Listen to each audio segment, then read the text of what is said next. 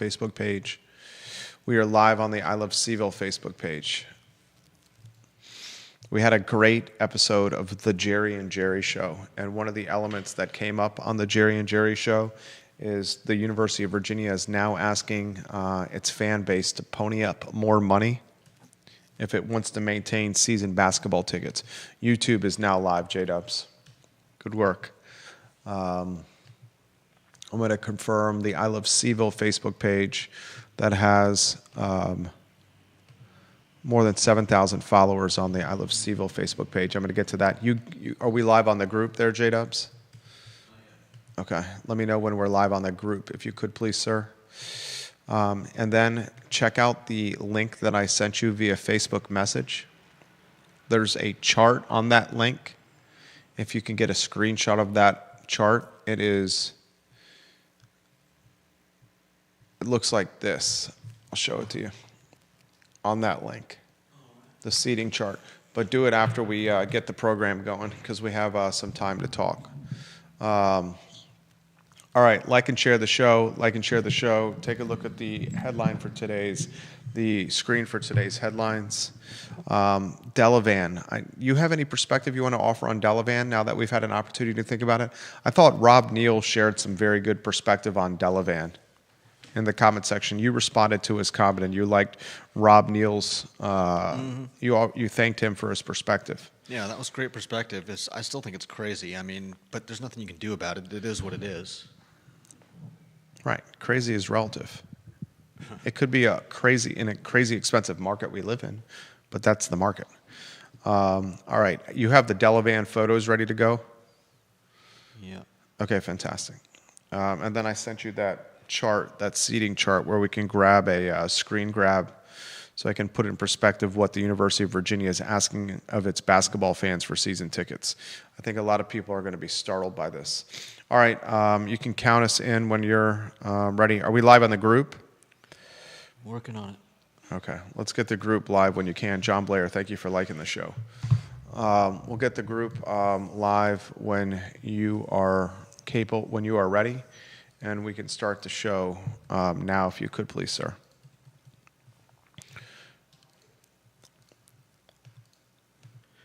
Quiet on the set.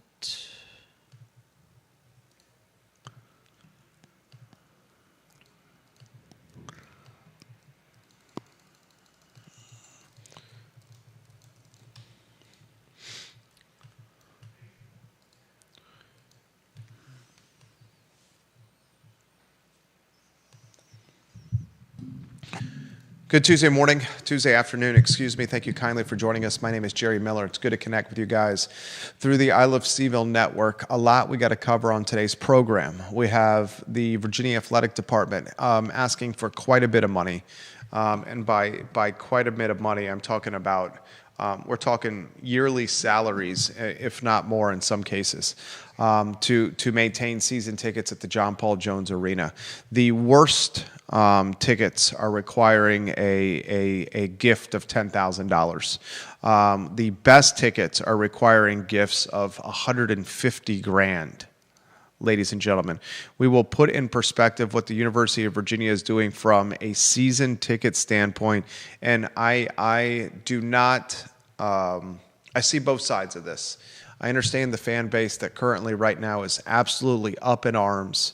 Loyal fans that have stuck through Virginia athletics and Virginia sports through thick and thin that are saying, you guys want $150,000 from me, a gift, and then I have to pay for my season tickets on top of that? I get that. Unfortunately, this is the world of college athletics we live in, where Isaac McNeely, a third year at UVA, can transfer from Charlottesville, go into the transfer portal, and commit to Louisville and earn more than $2 million in compensation to play for a basketball team in Kentucky. Okay? It's the college basketball world we live in, where a senior at a local private school commits to UVA to play basketball, and he's rumored to be compensated $1.2 million to throw a basketball in a hoop, and that's Chance Mallory, and that's St. Anne's Belfield Academy. It's the world we live in. We'll talk about the new 5-year reseating policy where if you do not pay large sums of money to the University of Virginia, you will no longer keep your season tickets at the John Paul Jones Arena.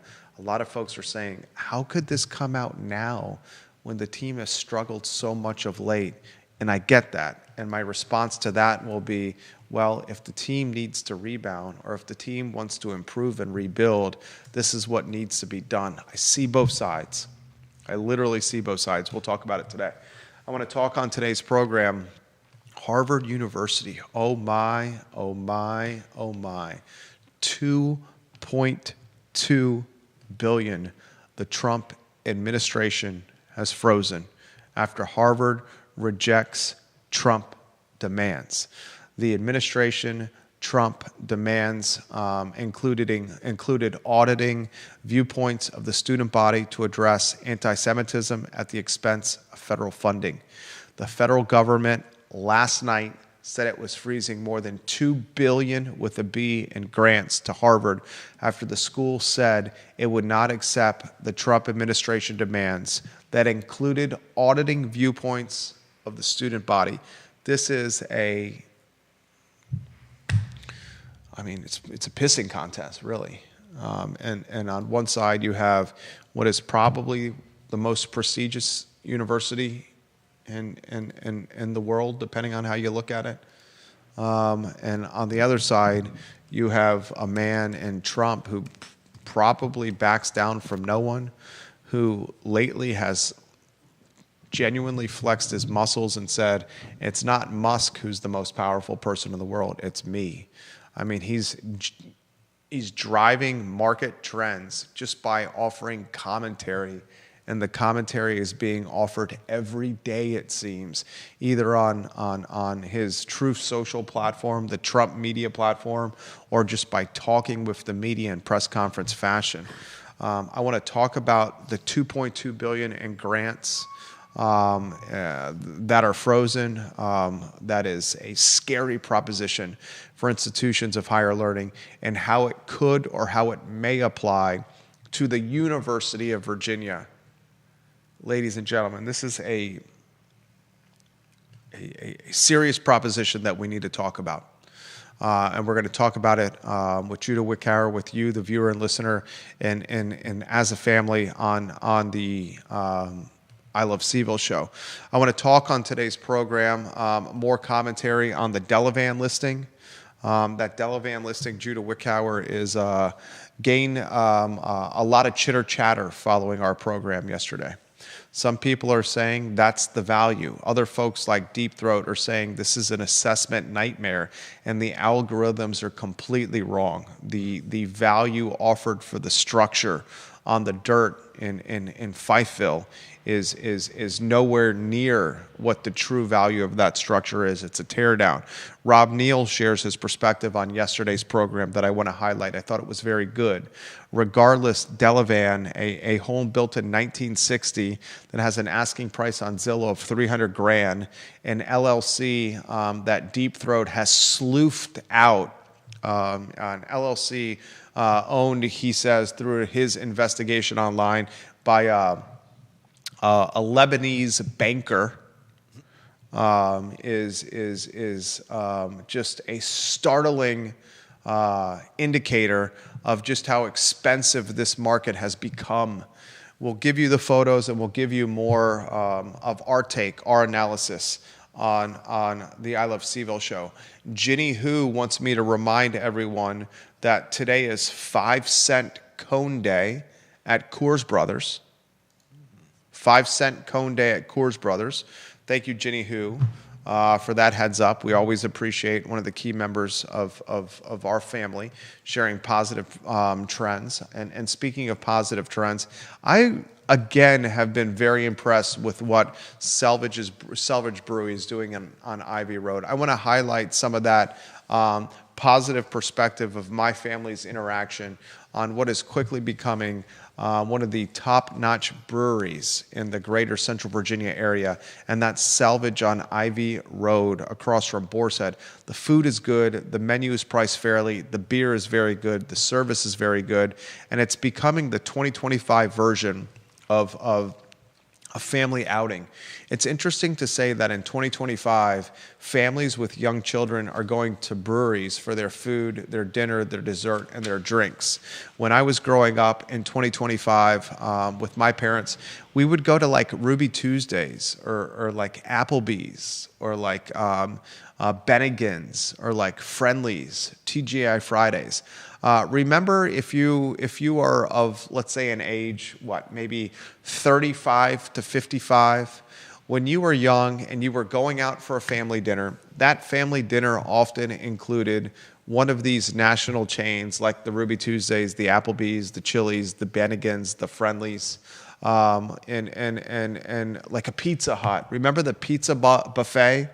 At Pizza Hut, you could go play a tabletop Miss Pac-Man game, get the pizza grease from the deep dish pizza on the tabletop, Pac-Man. You could pick all kinds of pizza out of the buffet. Now the time has completely changed, and the young family is eating out, not at a Bennigan's or a Pizza Hut or a Ruby Tuesdays or Applebee's. Instead, it's going to a place like a Selvage Brewery or a Pro Renata.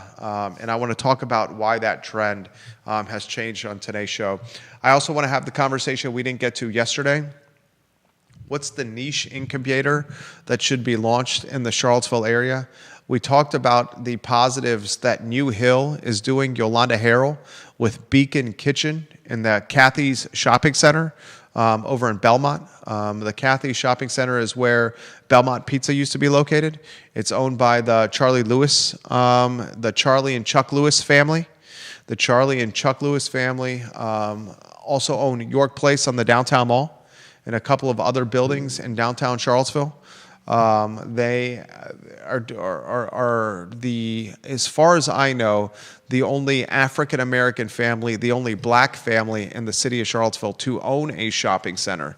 And I'd like to be proven wrong on that. If someone knows of another family or group, African-American or black, that own a shopping center in the city of Charlottesville, please prove me wrong. But from what I can tell, that's the only one with the Cathy Shopping Center in Belmont, where Belmont Pizza used to be. And Yolanda Harrell and New Hill, which is a nonprofit that prides itself in empowering marginalized communities through financial literacy improvement, through entrepreneurship, through business savvy and acumen, through experience and networking.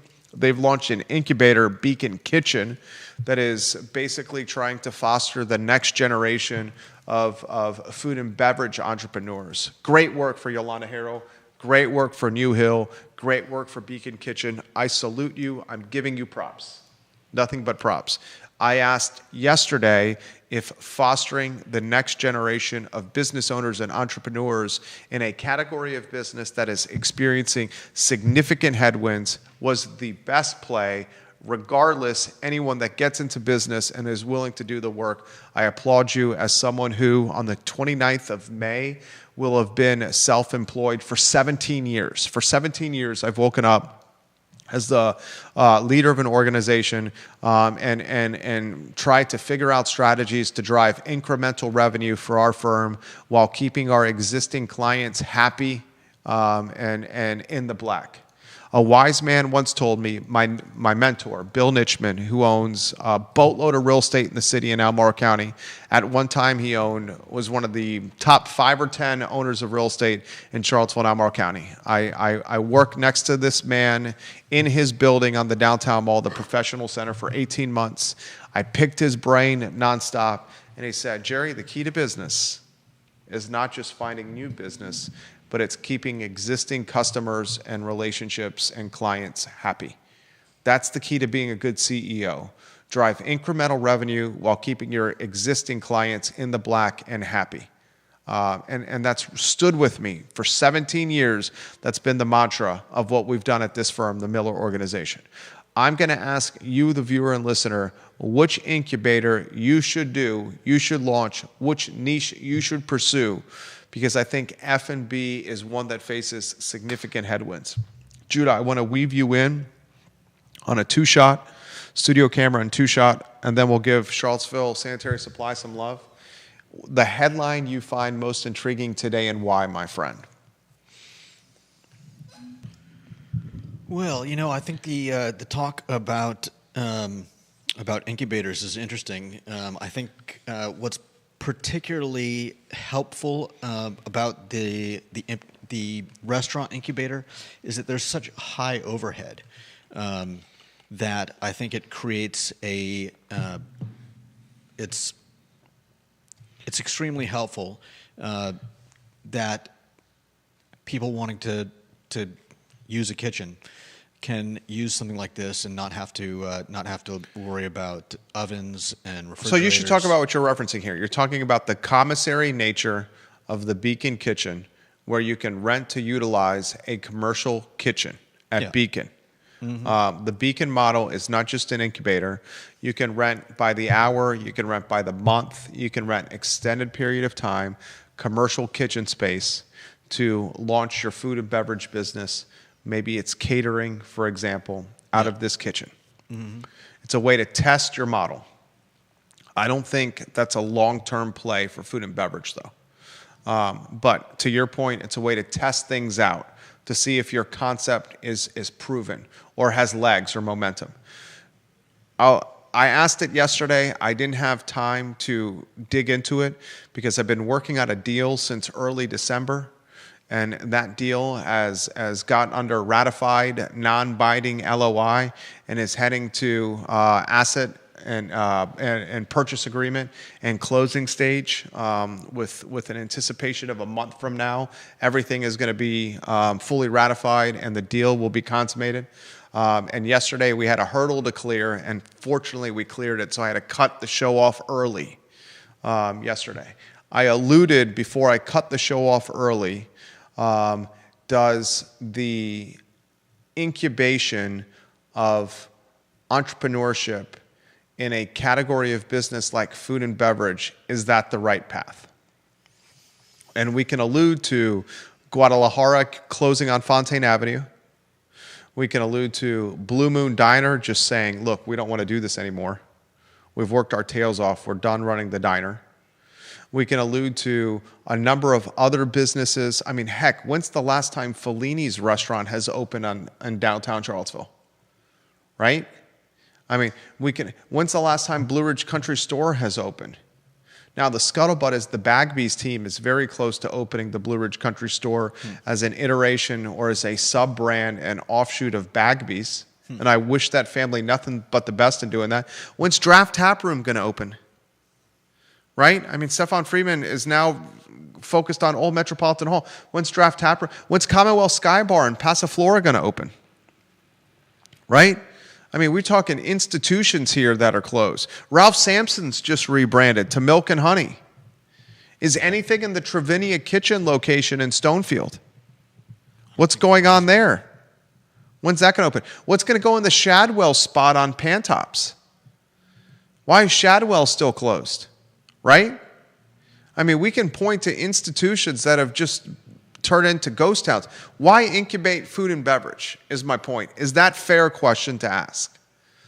I guess that's fair, but my question would be other incubators, are they necessary?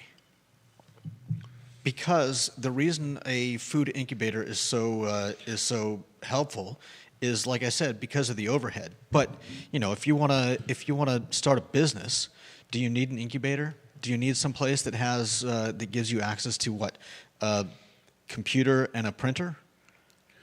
Incubation is not just computer and printer. Incubation is an opportunity to see if a brick and mortar location would work.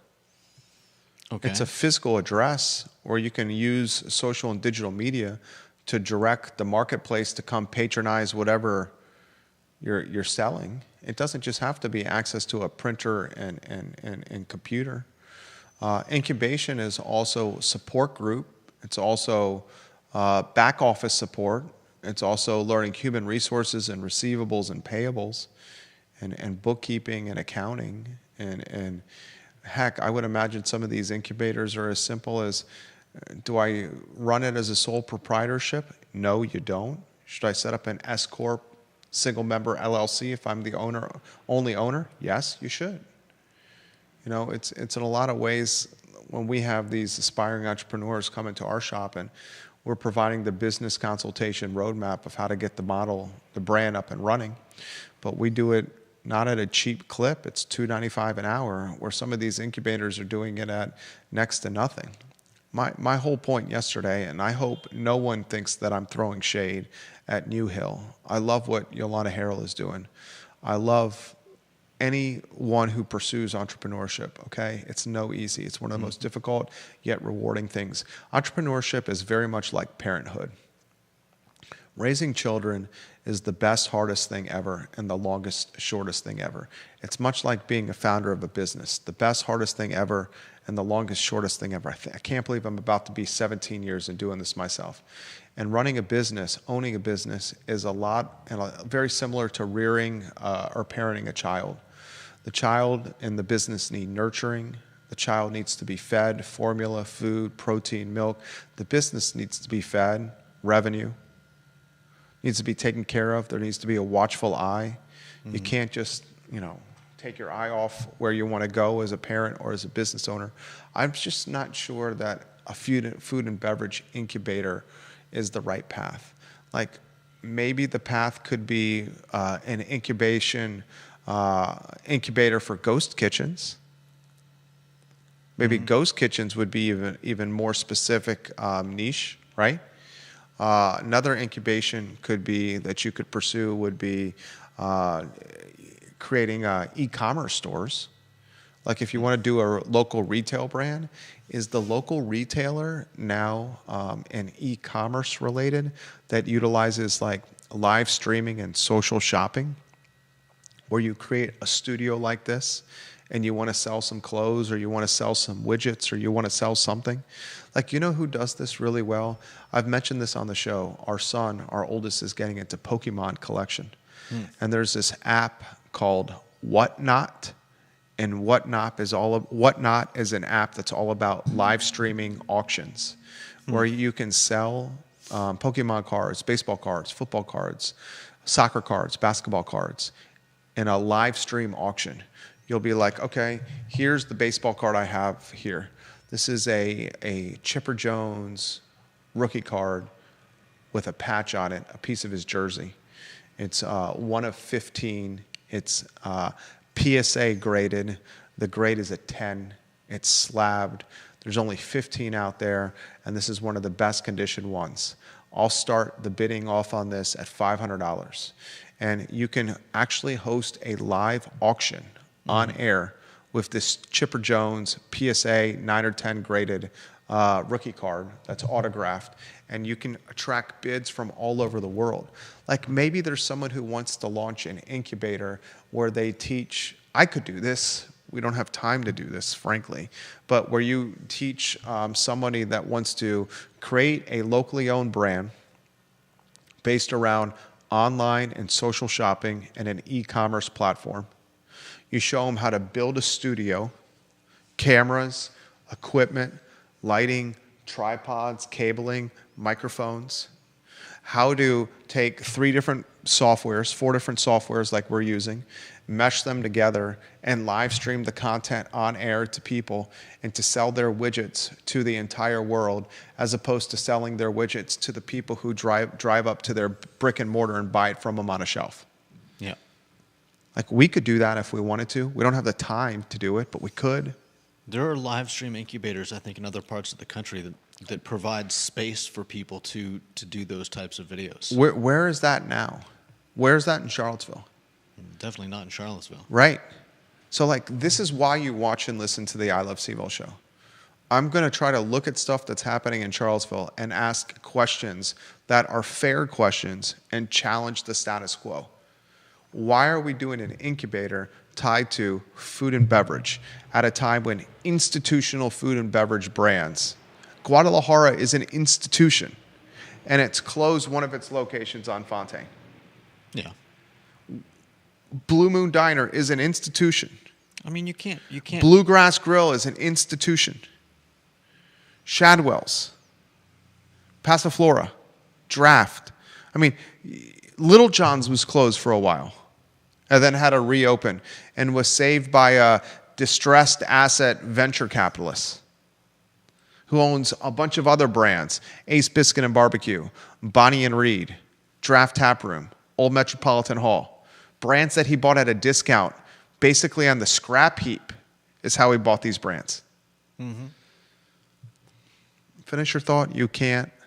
I was just going to say that it's you can't really bundle all of those all these businesses together. They didn't all end for the same reasons. Would you say that you're bullish on food and beverage right now in Charlottesville? Not right now. I'm not bullish on anything in Charlottesville right now. You wouldn't be bullish on a local brand creating a digital footprint, e-commerce, social shopping, and live streaming its wares to the world and selling that way? I wouldn't be. You asked if I wouldn't be bullish. You're not bullish on that?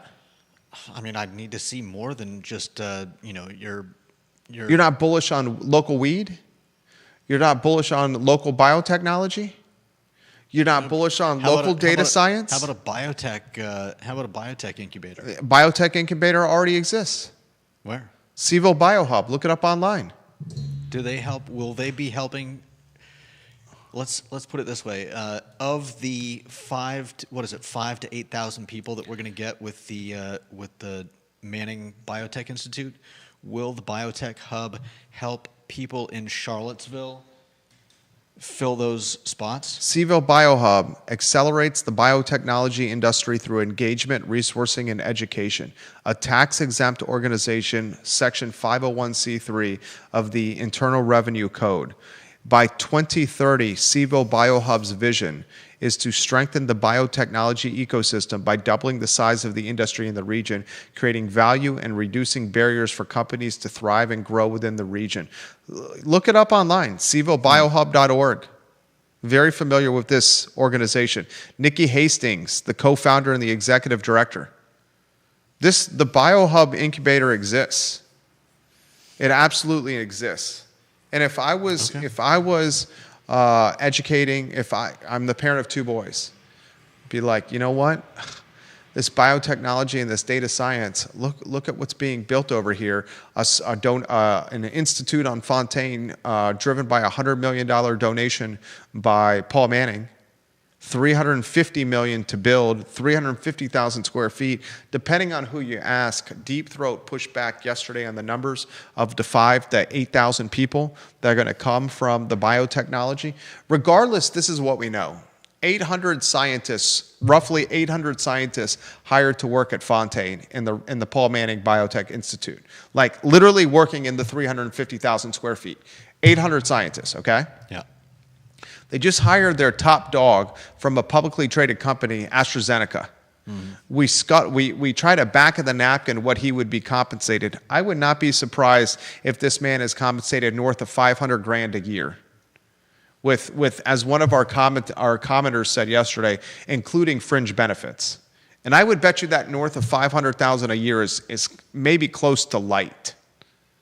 Okay, you're taking a vice president from a publicly traded company away from this publicly traded company that's a market leader, and you're bringing him to Charlottesville. You better seduce him and romanticize him with a compensation package that's extremely attractive, which obviously it worked. Okay, yeah. I've been told by, I'm not going to say who, but Judah, someone that's not going to lead me wrong, very wealthy person with this institute, that these people that are going to be working over there, it's not just $100,000 jobs here. We're talking deep, deep, deep yearly money jobs. Let's just say the median value, the median compensation for these jobs, I don't know what the median number is, but I was straight up told by a very wealthy person tied to this brand that it's not $100,000 jobs here. So let's just say it's $250,000 is the median average. And that's probably light. I don't know for sure, but let's just say $250,000 compensation. I asked the question on yesterday's show, if there's 800 people working there and their median compensation is $250K, and some of those folks are going to have partners that also work, right? That's family income, household income. That's probably knocking on the door of $400 or more a year. Where are these people going to live, and what's the impact it's going to have on housing in Charlottesville? And it's happening at the same time that we're seeing an exodus from the D.C. area, where some are certainly going to come down to Charlottesville after cashing out their equity in the D.C. area, right? So I think that trend, and we were the first to say it on this program, that trend should be something to follow. We still have to highlight the fact that data science is not completely up and running. Yep. And all the offshoot businesses tied to the data science school, a school funded by a wealthy donation, that's not completely up and running right now. I was told that the institute, the Paul Manning Institute, was 5,000 to 8,000 new jobs, direct and indirect. Deep Throat pegs it somewhere in the neighborhood of 3,200. He's a smart guy, respect a lot of what he says. He's only led me wrong maybe twice since he's been commenting on this show. Maybe 3 times. He's only led me wrong. He does some numbers. He thinks it's 3,200 jobs. Okay, let's say it's 3,200 jobs, direct and indirect, at the Paul Manning Biotech Institute. Okay, yeah, and let's say it's 3,200 jobs at the data science school. Right, that's 6,400 jobs that are going to be online in the next 12 to 18 months. Where are 6,400 $250,000 a year jobs going to live? And if they have partners, where are they really going to live? And if I was the parent, and I am the parent of 2 kids, I would be like, you know what? You can do what dad does, and you can, have fun making deals. And it's tough sledding, and I can show you how to go about doing it. And I can show you how you can buy something in seller finance capacity, where you broker the deal and you put 10% down on a commercial deal with a seller, and then you get tenants to come in and they cover the debt service on a 5-year balloon, and after 5 years you overpay what's owed, and in 60 months you have no money out of pocket that you take, and you buy that building with a 10% down payment because you had tenants ready to go. I can show them how to do that, and they can get a lot of bricks and sticks, and they can do what we've been doing here, what you've seen us been doing over the last 17 years. Or if you want to go into a path of your own, go biotechnology, go data science. Now you have to be really smart to do that. You have to get really good grades. You have to get into some of the top schools if you want to do it. That's the type of incubation maybe I would be, that I'm talking about. Not this F&B incubation. And I hope to God that in this F&B incubation that they're really deprioritizing the influence of third-party delivery. And I've talked about that on the show, that cannibalizes all your profits. Anyway, we've gotten off topic. Speaking of a local institution, we should give some props to Charlottesville Sanitary Supply. 60 consecutive years in business, online at charlottesvillesanitarysupply.com. And ladies and gentlemen, located on East High Street, John Vermillion and Andrew Vermillion have built a business that is a 3-generation strong business, and we wanted to see it last another 3 generations, so support them on East High Street. Conan Owen is watching the program. He owns the Sir Speedy franchise, and he is a man that is often in the know, and he has highlighted that Fellini's is now under contract. Wow. Conan, I have heard scuttlebutt about that. I've also heard that the owner of the Fellini's building will only lease to a restaurateur that is willing to keep Fellini's. That's what I was just going to ask about. Is that what you have heard, Conan? And is Fellini's going to reopen as Fellini's? Or did the owner of the building change their mind with how the building could be used? And he also says retailers could use some concept proving safe spaces or incubation, which is what I highlighted with I think the 2025 and forward version of retail is going to be digital e-commerce store and live streaming in a studio like this to sell stuff. That's what I think it's going to look like. And Conan Owen also says, do we have a photo of Conan that we can put on screen? I don't, but I can look for one. Okay, we should get Conan D. Owen's photo and have it ready to go when he reads other comments. This is what the I Love CVille show is all about. Roger Voisinay, who's a realtor who's worked in the business for Roger. How long you been a realtor locally? He's a fantastic realtor with Remax. How long you been in real estate? 30 years, Raj? He's also a developer that's trying to develop a site in Woolen Mills. We had Roger on the show and Richard, the architect, to talk about their development project in Woolen Mills some time ago. He says Fellini's will be leased to an Afghanistan restaurant. It will not be Fellini's. And he's been in real estate for 45 years, Roger Voisinay. There's some breaking news on the I Love CVille show, ladies and gentlemen. This is why you watch the program. News that I did not break, news that Judah did not break. A commenter that's in the know and Conan Owen highlighted that Fellini's has been leased. And another commenter, Roger Voisinay, who I have the utmost respect for. Okay, that guy's like the spoken word. If he says it, I listen closely. He's been in real estate for 45 years. Says it's going to be an Afghan restaurant at Fellini's. There's some breaking news, and that's why you watch the I Love CVille show. The 2025 version of the Central Virginia newspaper is what we're doing right here. That's fantastic, Roger. Any other details you could share would be absolutely amazing. And Roger, I would also highlight, I would love to get you back on the show to talk all things Charlottesville, not just your Woolen Mills project, but all things Charlottesville, Roger. We could just have, we just got a new bottle of bourbon, 5-year-old bourbon. We can have a little bit of bourbon and talk all things Charlottesville. That would truly be my pleasure, Roger, if you were willing to do that. We got 2 TV stations, a local newspaper, and a local radio station watching right now. Legacy Media, Old Media, Fellini's story for your news cycle. Give credit to the I Love CVille show like they did on Friday's Daily Progress when Jim Ryan offered an apology and they highlighted the Burt Ellis interview.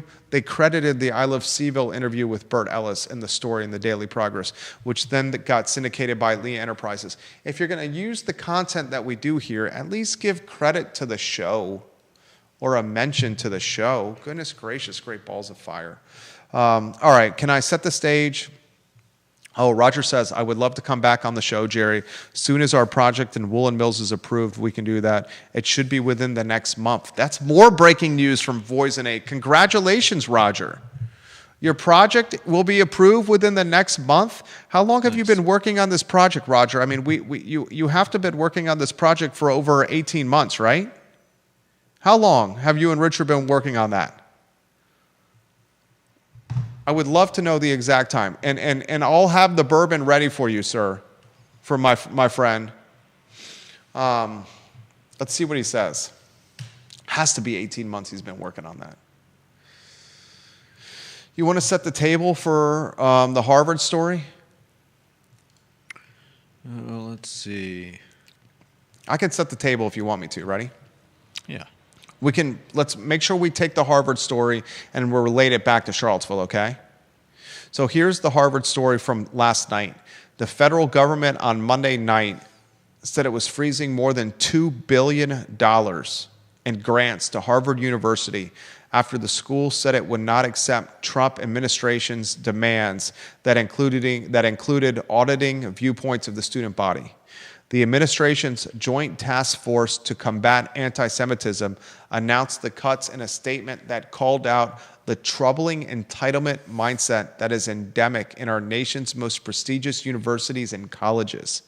It said that $2.2 billion in multi-year grants and $60 million in multi-year contract value would be frozen to the Ivy League university Harvard. Earlier on Monday, Harvard rejected the Trump administration's demands. The Harvard University administration said on Twitter, on its official Twitter account, the irony is that Harvard University is publishing its statement, Judah, on Twitter, owned by Elon Musk, which is Trump's right-hand man. The Harvard University statement is this, quote, the university will not surrender its independence or relinquish its constitutional rights. Neither Harvard nor any other private university can allow itself to be taken over by the federal government, end quote. This is a monumental story. And Roger Voisinay said he's been working on that project for 14 months, but 1 year before we submitted to the city, so longer than that. This is what's troubling with the Harvard story, okay, Judah? Mm-hmm. There's no place for anti-Semitism anywhere. Agreed. The protests that have been happening on grounds at these prestigious universities and higher education for some reason is breeding anti-Semitism. I don't know why that is. Maybe it's the crossroads of higher education and a sense of empowerment when it comes to free speech. Yes, you have the right to free speech. No, you do not have the right to be a racist, D-I-C-K, F-U-C-K. I mean, you can. Well, if you want to be a racist, D-I-C-K, F-U-C-K, you're going to deal with the collateral damage that comes with it. Yeah. Okay? Doesn't fly in my book. Yeah. It doesn't fly in my book either. But okay. You can't stop people from being.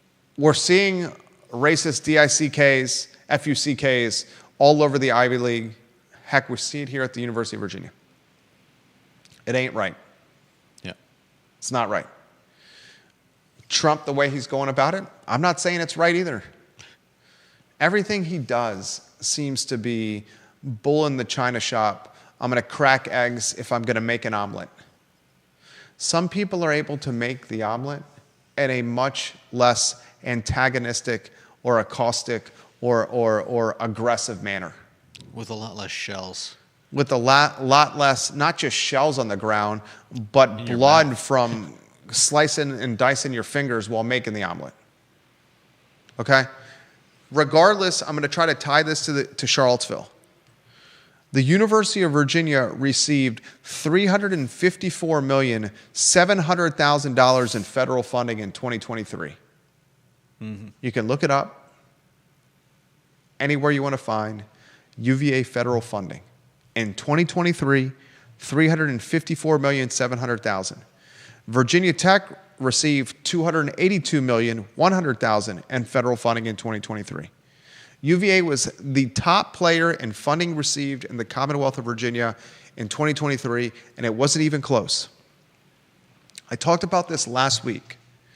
This driver of our economy, number one, the University of Virginia, has a board of visitors that's looking to slash its budget.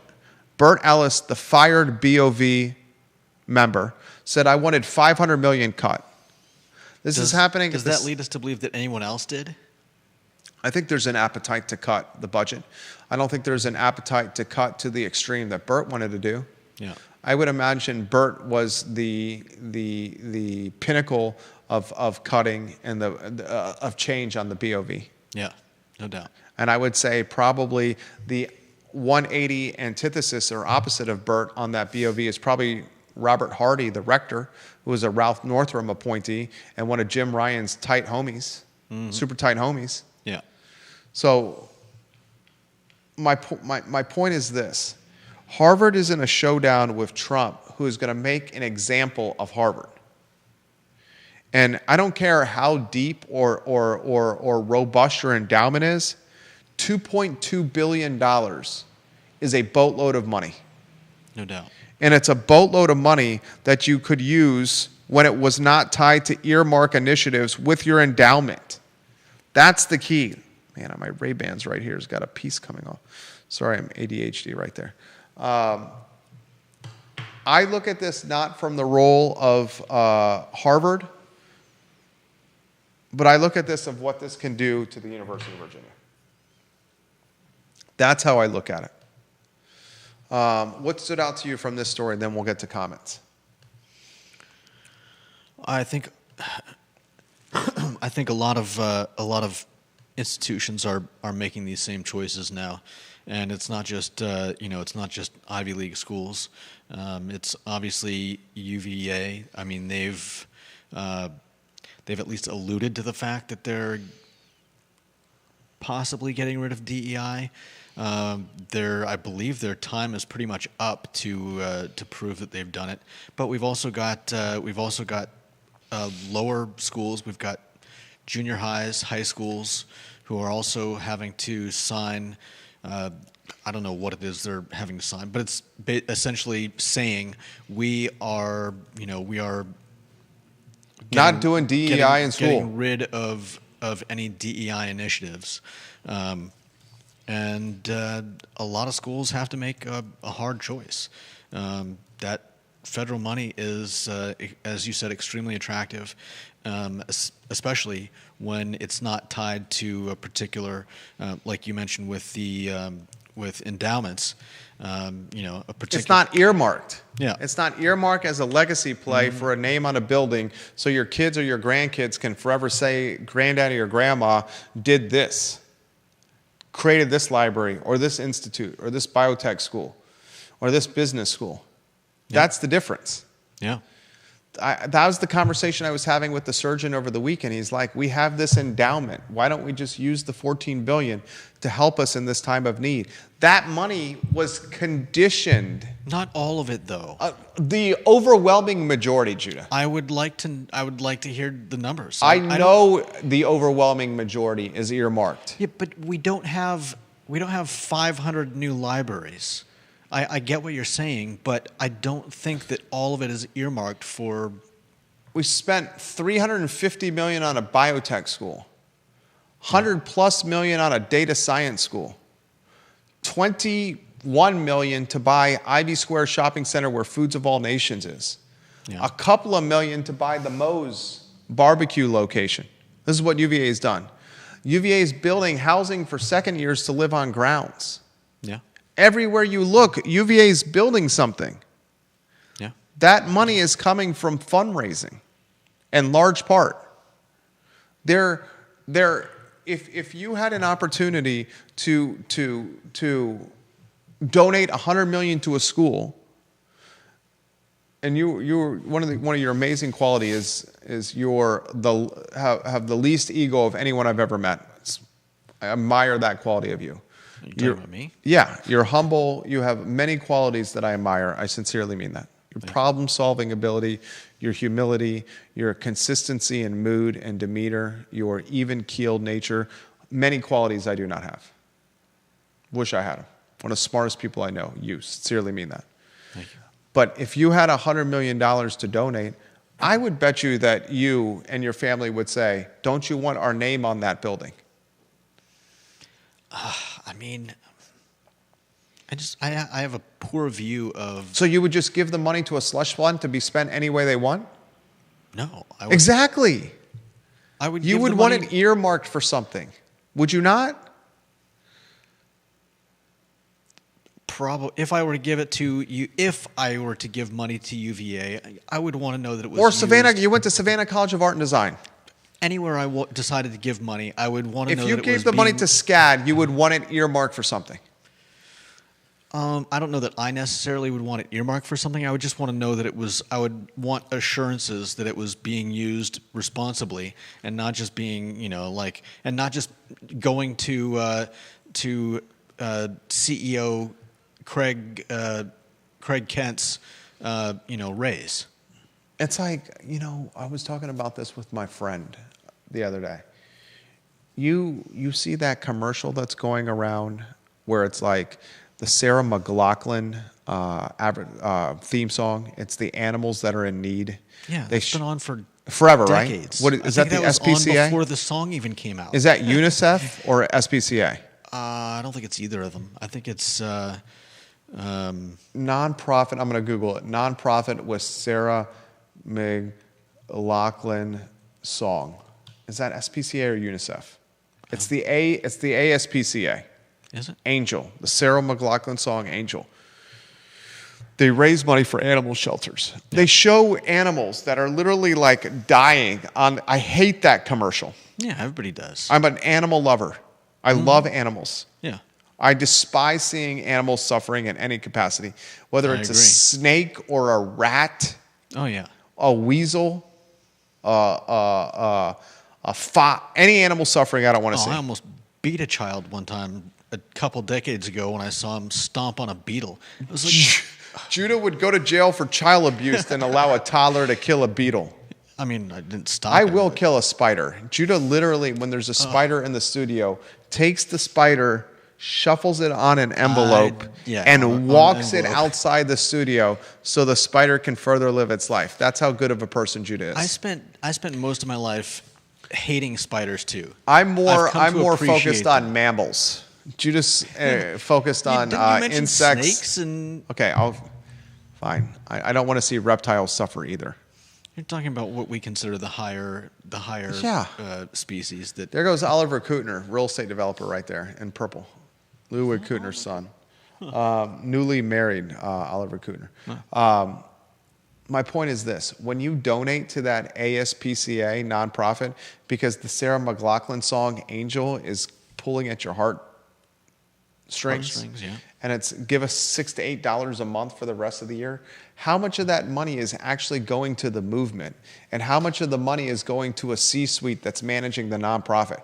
You would be shocked of how much the donations are going to the pockets of personnel at these nonprofits. Oh yeah, you've always got to be careful what you donate to. And that's why these people that donate these monies to the University of Virginia or to these other prestigious schools that have endowments of $14 or $15 billion like UVA has, that money's earmarked of what you can do. It doesn't just go into a slush fund. My point is for you to say that you can just go to the endowment like this surgeon was saying over the weekend to me and say, this is how you can keep these hiring freezes from happening or us from taking pay cuts and performance-based bonuses when health system morale is at an all-time low. I said, dude, Mr. Surgeon, that's not how it works. He didn't like hearing, the dude, Mr. Surgeon. But, it's just who I am. It's like, it's earmarked for stuff. That's why they're building buildings everywhere. Bill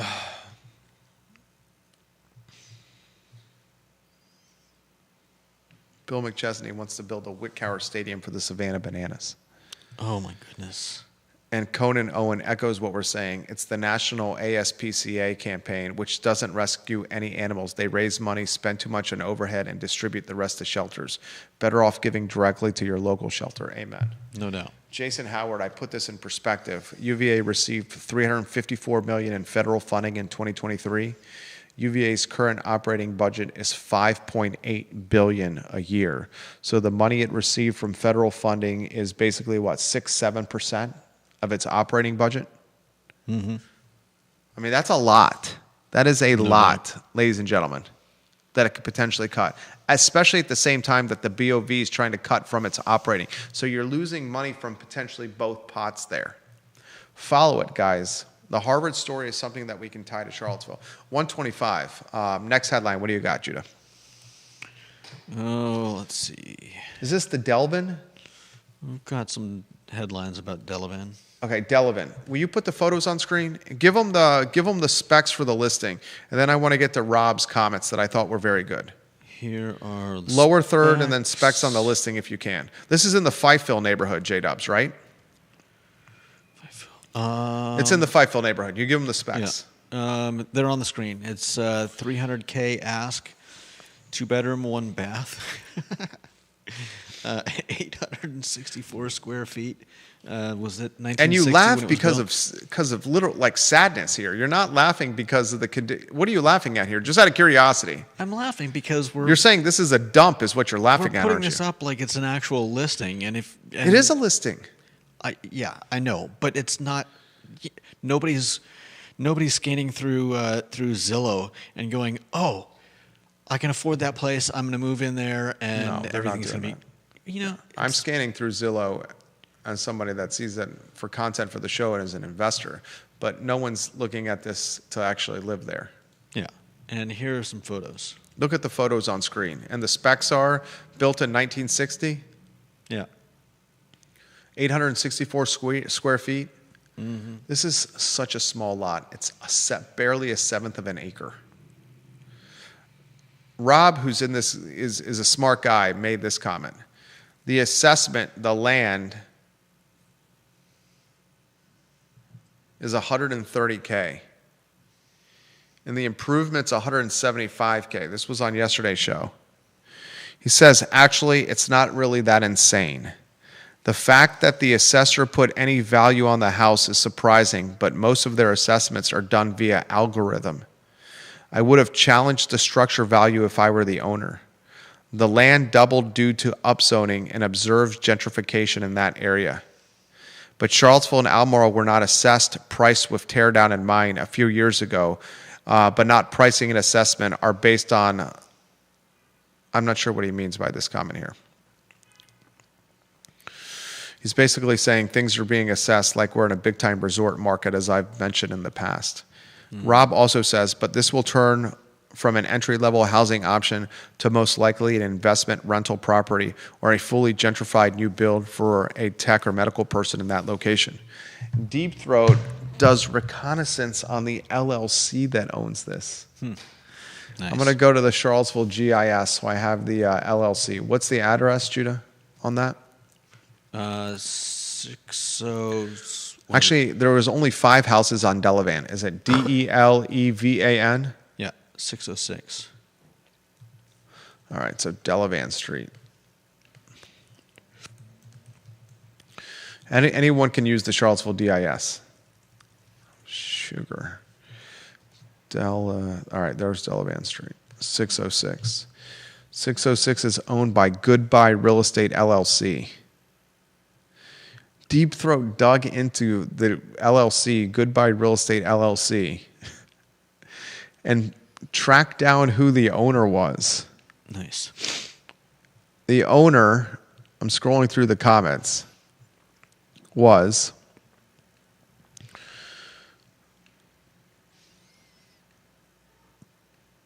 an ex-banker at a Lebanese bank.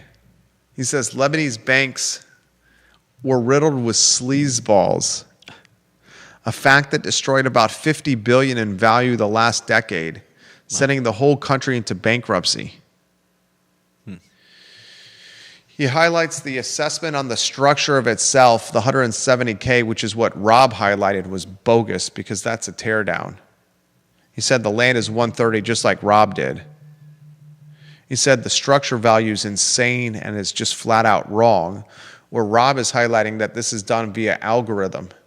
And he's right. It really is. I mean, most of these assessments are computer assessments, data, digital assessments, and not actual walk around the dirt, walk around the land assessments. At a time, local jurisdictions had assessors.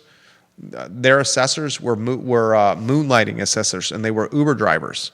They would drive to plots of land in various jurisdictions, parcels of land, and take photos while Uber driving. And they made some extra money. Those are fact. That legitimately is. They were moonlighting as like junior varsity assessors. So here you got this situation. It's being assessed on the upside of the dirt. Assessed on the upside of the dirt. Deep Throat makes this point. The zoning, the RNA, is not the best of zoning. And he wants a point of clarity, Deep Throat, that the owner works for a bank in Nova, but his previous employers were Lebanese banks in Lebanon. So some good sleuthing over there from Deep Throat.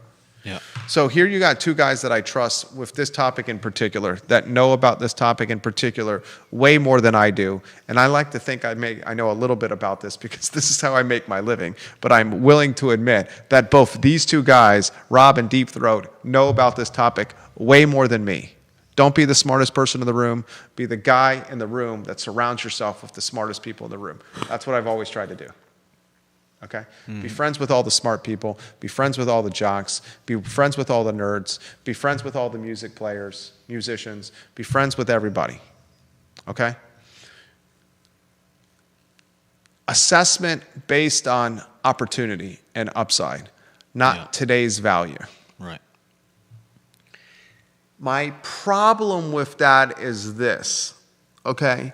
Here's my problem with that. You're assessing on comparables and upside and opportunity. You do that, and people that are fixed income, retired, unemployed, are just trying to live in their house for a long period of time are going to get shafted. Which is probably why the couple that owned it sold it. Great segue, Judah Wickower, Charlottesville GIS. Go back to the ownership history. And this is all public record. I'm not speaking out of turn. You said they bought it in 84, right? The Burton family had owned this since 1983, and they paid $25K for it. Yeah. They sold it in February of this year for... I thought they sold it in March. Excuse me. Thank you, Judah.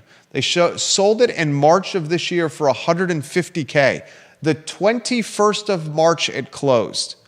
All public record on the GIS. The Burton family, James and Irene Burton. That would lead me to believe it's a couple, right? Yeah. Okay, maybe brother and sister. Certainly family. They have the same last name. Yeah. Sold it on March of the 21st of March for $150,000. Not even a month later, the dude has it listed for 2x what he bought it for.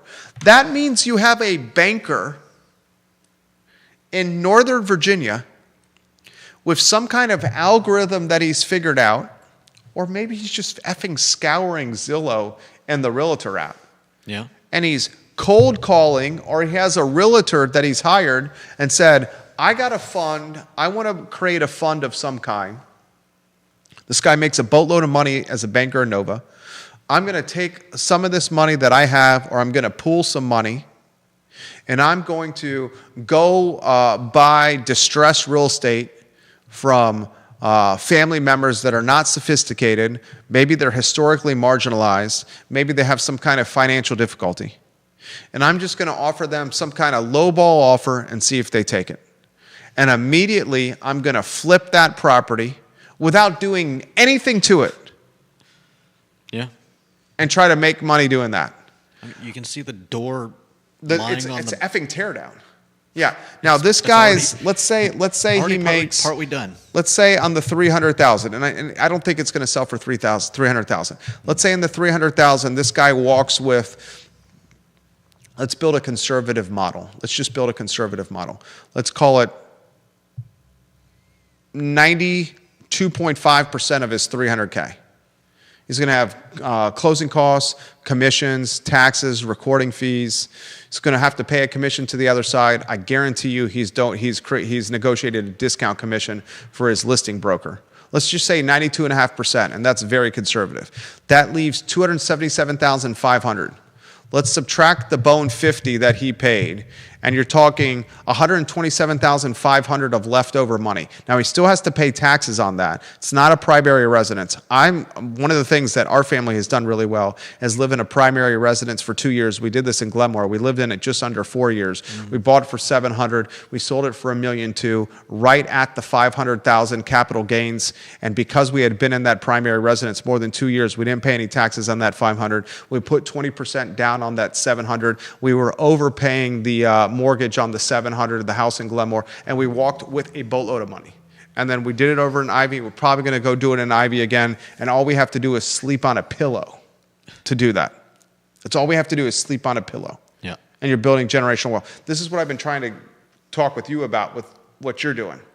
Mm-hmm. You could easily take your current setup, convert that into a rental, and do the same thing. And I've been trying to push you on that over here. We've been having that conversation, right? Yeah, somewhat. Okay, we should do that. This guy, if he does this 8-10 times a year, 12 times a year, yeah. What has he created? A couple million dollar a year business? Just doing some kind of unsophisticated algorithm, or just scrolling Zillow, targeting poor neighborhoods, socioeconomic distressed neighborhoods, offering lowball offers with a realtor that's been negotiated its commission, cherry pick certain poor spots of popular cities. That's an effing business. It's a snaky business. I mean, is it snaky when the assessment backs him up? I mean, is it snaky when it's snaky if he doesn't? When people like now you're starting to sound like me over here. I'm not defending the guy. I'm starting to sound like you, and you're starting to sound like me. You made a good point about the people that owned this. It could be a couple that have owned it since '84. It could be their kids who inherited it from the parents, but it's been in the family for what? The James Burton has owned it since 1983. And 1983 was owned by James Burton and William H. Burton. And then in 2004, it was owned by James Burton and Cedric Burton.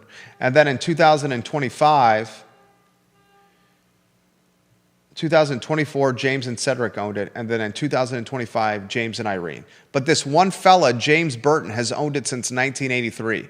So if James Burton bought this in 1983 for $25K, James Burton is no spring chicken. From the time he bought it in 83 to now, it's been 42 years. Yeah. And I can tell you right now, people might say, oh, $25,000 in 1983. He sold it for $150,000 in 2025. But no, he didn't. The 83 to 2025 is not really that good of a return. No. He got a 6x return on his money. If I took 25 grand in 1983 and invested it across many different asset classes, I could guarantee you my return would be a lot more than that. Yeah. This is and I'm not trying to throw shade on anybody, and this is all public record. Somebody who bought something for 25 grand in 1983 probably pumped a bunch of money into the asset anyway to own it. Possibly, yeah. It's not like you're just pumping 25K into stocks and equities and you leave it, like into some index funds, and you leave it alone and do nothing. And 25,000 was a shit ton of money. Excuse my language, I'm sorry. A different amount of money 40 years ago than it is today. 83, 25,000 bought you a house, right? He probably paid a mortgage on that to buy it. He got it in 83, and 2025 he sold it for 150. We're not dealing with sophistication here. But this Lebanese guy, this guy that works for this bank in Nova that used to work for a Lebanese bank, we're dealing with somebody that's pretty sophisticated here. Yeah. Someone who's got an LLC working for a bank in Nova, buying something in March and then offering it and selling it in April. A month later. That's sophistication. I got a buddy who's in wholesales real estate. Craziest thing I've ever seen. This guy, riskiest thing I've ever seen, but he makes so much money doing it. He finds properties, gets these properties under contract. In some cases, he closes on them, and immediately sells the deal sometimes when they're under contract. Yeah. It is insane what he does. Mm-hmm. He buys a property that he thinks is a good deal, gets it under contract, and sells the contract. Yeah. So I looked up $25,000 in '83. It was the equivalent of roughly $80,000 today. So we're not talking they about didn't 6x their money. We're not right. So this guy, this Nova guy, is it a ripoff if both parties agree to it? I mean, we don't know what the deal was. We don't know how it happened. We don't know if these Rob. people desperately needed money. And this guy said, hey, I'll give you cash now. Don't worry about, any of the stuff that would normally take, a week or a month or whatever. But, yeah, if they agreed to it. You're starting to sound like me over here. I mean, I'm just being logical. No, That's I know, but you're just saying you're starting to usually sound like me. I think. And what I'm more worried about the assessment, because the assessment is, despite what holy doo-doo. Listen to this. Deep Throat, listen to this. Rob Neal, listen to this. Great stuff we got to get his photo to put it on screen. Which one? Owen Brenner. Who's? Owen Brenner. We got to make sure we have Owen Brenner's photo on screen. Owen Brenner? I know, it's a new viewer and listener. I love when we have quality new viewers and listeners. So Conan Owens' photo, we need to get for the family to start putting on screen. They're providing value. And Owen Brenner's photo is another one. Owen Brenner says, Jerry, tell your viewers and listeners to hop on the Charlottesville GIS and search 501 Ridge Street. The exact same story you're talking about. Burton owns somebody, and then this Goodbye LLC buys it from him. So I'm on Charlottesville GIS, and I type in 501 Ridge Street, and I go to ownership history, and the same Burton family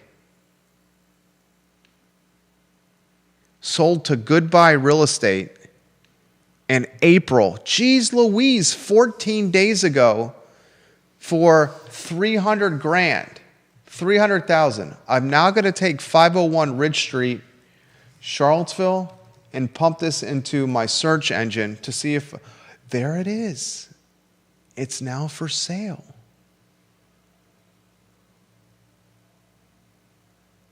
For 495,000. So this guy who works for the bank in Northern Virginia that's targeting Charlottesville property, 2 documented instances where he's bought something from this Burton family significantly below market. In this case, the Burton family has owned 501 Ridge Street since 1985. Pays 300 grand for it, and now 2 days later lists it for $495,000 and highlights in the listing, and it's the same listing agent, the Gordon Cohen person from Weichert Realtors, Nancy BM Real Estate. All right, let's get this man's brokerage. The agent is Gordon Cohen. I'm going to copy the name of the brokerage, and I'm going to put the name of the brokerage into my search engine. And it's a firm out of Harrisonburg. It's not even a local to market brokerage. We should spend some time digging in tomorrow. I got to cut the show off today because I got to go make some money. I've got another show to get ready and for. He's got another show to get ready for at 2:30, Nate Kibler's show.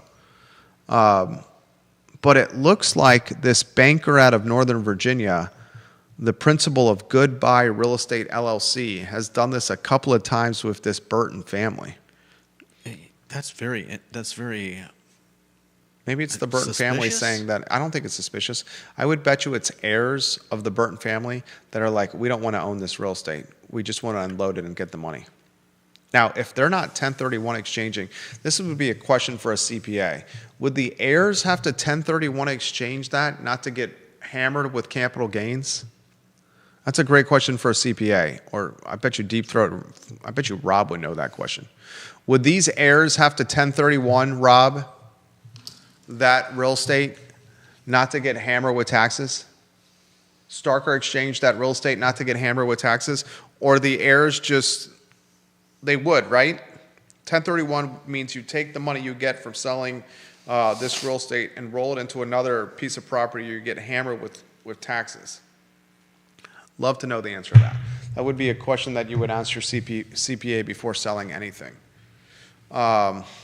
Owen Brenner, we're going to get your photo and put it on screen. OwenBrenner. Make sure we have his photo and Conan's photo as well.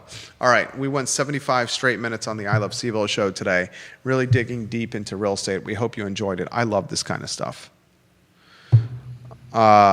Deep Throat answers my question. No, real estate basis would step up at death. Thank you. There you go. Smart men right there. I'd have to ask my CPA that question. I appreciate that, Deep Throat. Thank you. So that's 2 instances of that happening. I wonder how, you know what? I can figure that out on the Charlottesville GIS. I'm going to copy the owner name, Goodbye Real Estate LLC. I'm going to go to the search function of the GIS. Owner's name. I'm going to type Goodbye Real Estate LLC. There it is into the GIS. Goodbye Real Estate. Those are the 2 properties it owns in the city of Charlottesville.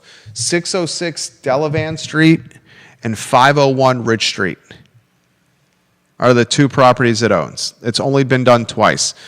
606 Delavan Street and 501 Ridge Street. Fascinating. I learned from you guys. All right, that's all she wrote. We hope you enjoyed the program. We're going to go make some money. Judah Wickower, yours truly, Jerry Miller. We'll see you guys at 2:30 for the White Mountain Ministry show and at 12:30 tomorrow for the I Love CVille show. So long.